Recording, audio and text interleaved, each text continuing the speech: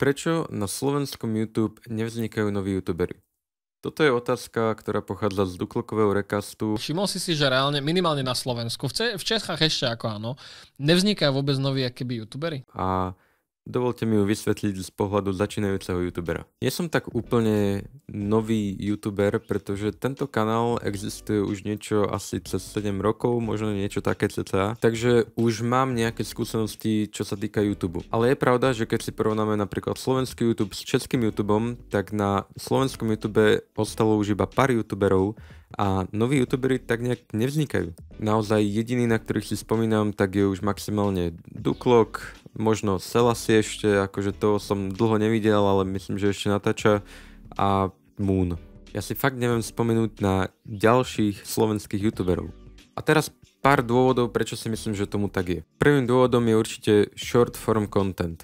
Určite to poznáte, to sú proste TikToky, Reelska, YouTube Shorts. Sú to jednoducho krátke videá, ktoré sú jednoduché na vytvorenie v podstate, a naposledy, čo som tak scrolloval na YouTube Shorts, tak som si všímal, že predtým v podstate také tie deti na YouTube tak robili nejaké let's play, neviem, z Robloxu alebo také niečo. Teraz sú tam random videá, ako sa tam proste hrajú s nejakými hračkami a uploadnú to potom na YouTube Shorts. Čo znamená, že v podstate predtým tá doba bola trošku iná. Vtedy bolo také trendy mať nejaký kanál a robiť si let's playe, dať do toho nejakú snahu. Teraz fakt stačí iba zobrať mobil, natočiť nejaké krátke video a uploadnúť to.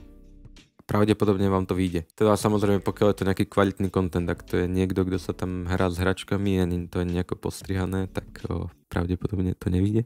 Čiže toto si myslím, že je ten najzávažnejší dôvod, prečo proste nevznikajú noví youtuberi, pretože jednoducho robiť tie TikToky a toto všetko mi príde oveľa jednoduchšie. Samozrejme, nie je to len jediný faktor, je ich tu viacej, napríklad vymyslieť nový content. V dnešnej dobe vymýšľať niečo originálne je už dosť zložité, pretože väčšinou každý už spravil skoro všetko, čiže posunúť to niekam ďalej môže byť dosť náročné. K tomu kontentu pribúda teraz ešte aj novinka AI content, čiže content vygenerovaný umelou inteligenciou, ako sú napríklad tie TikToky, kde proste máte iba titulky a proste je tam preložené len to, čo niekto rozpráva. To je za mňa strašne low quality content a nechápem, jak sa to mohlo stať trendy a prečo to má toľko pozretí. Teraz potom už vznikajú aj AI influenceri a jednoducho tá práca za tým všetkým je už pomaly minimálna. Čiže aj to je možno dôvod, prečo teraz nevidíte nových youtuberov, ako napríklad ja teraz točím toto video,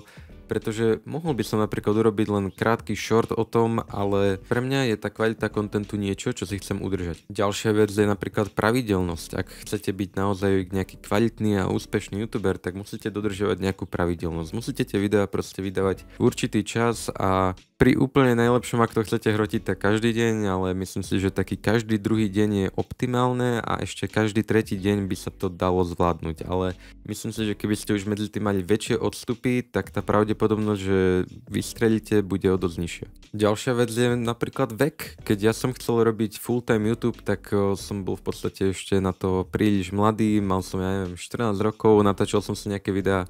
Preto hovorím, že tento kanál už existuje asi cca 7 rokov, pretože je na ňom cez 300 videí, ktoré sú však skryté, pretože bol to cringe a nemalo to úspech. A možno to takto malo veľa ľudí, že sa snažilo robiť videá práve keď boli takíto mladí a vtedy vám to možno úplne nevíde, pretože nechápete ešte tomu úplne, jak funguje ten svet a hlavne ako funguje samotný YouTube. No a tým pádom ľudia, ktorí napríklad zostarli, ako aj ja, teraz už mám 20 rokov, tak sa im už napríklad do toho YouTube nechcel. Ja to však teraz skúšam znovu, chcem trošku obmeniť ten content, chcem to urobiť trošku kvalitnejšie, uvidíme, čo to dám, možno to bude fungovať, možno nie. V podstate všetko záleží na vás a keď už vás tu teda mám pri tomto videu, tak by ste mohli dať ten odber dole. Ako jednu z posledných vecí, ale podľa mňa to nie sú úplne všetky faktory, tak sú napríklad reuploady videí.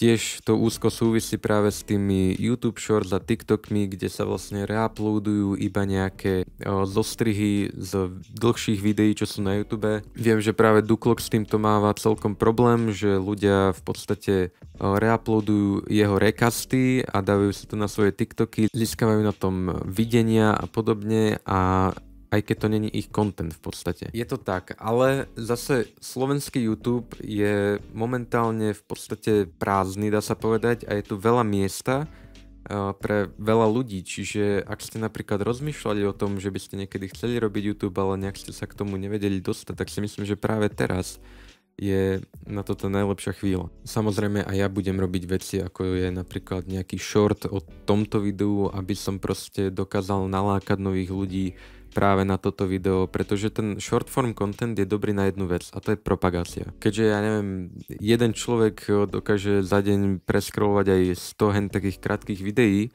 tak toto videjko sa mu tam práve môže dostať a tým pádom to môže mne pomôcť. A ešte posledná vec, čo si myslím, že sa nedieje tak moc v Česku ako tu na Slovensku, alebo to tak aspoň nevnímam, ale všímam si, že tu na Slovensku sú práve takí tí hustlery, že proste to sú ľudia, ktorí majú nejaký úžasný plán alebo proste majú niečo vymyslené, chcú vás do toho nejako zahrnúť a chcú, aby ste to robili aj vy tým, že im zaplatíte za niečo, respektíve im zaplatíte za to, že vám ukážu, ako to robiť. A toto je podľa mňa tak extrémne nekvalitný content, že by to ani nemalo fungovať, ale z nejakého dôvodu to funguje. Kde naopak v Česku si všímam, že skôr tí ľudia sa snažia vytvárať nejaký content, aj keď nie úplne vždycky je to vhodný content, ale snažia sa tam aspoň niečo tvoriť. Títo hustlery sú len takí, že v podstate oni hustlujú na vás. Hej, oni v podstate po väčšinu času nič svoje nemajú, len sa tvária, že na niečo prišli a snažia sa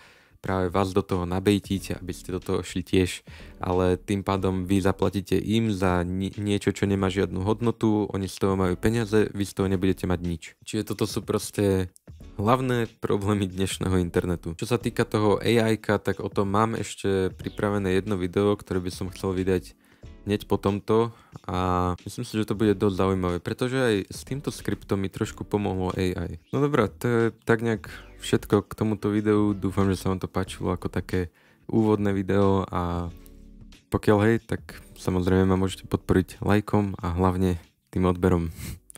Majte sa.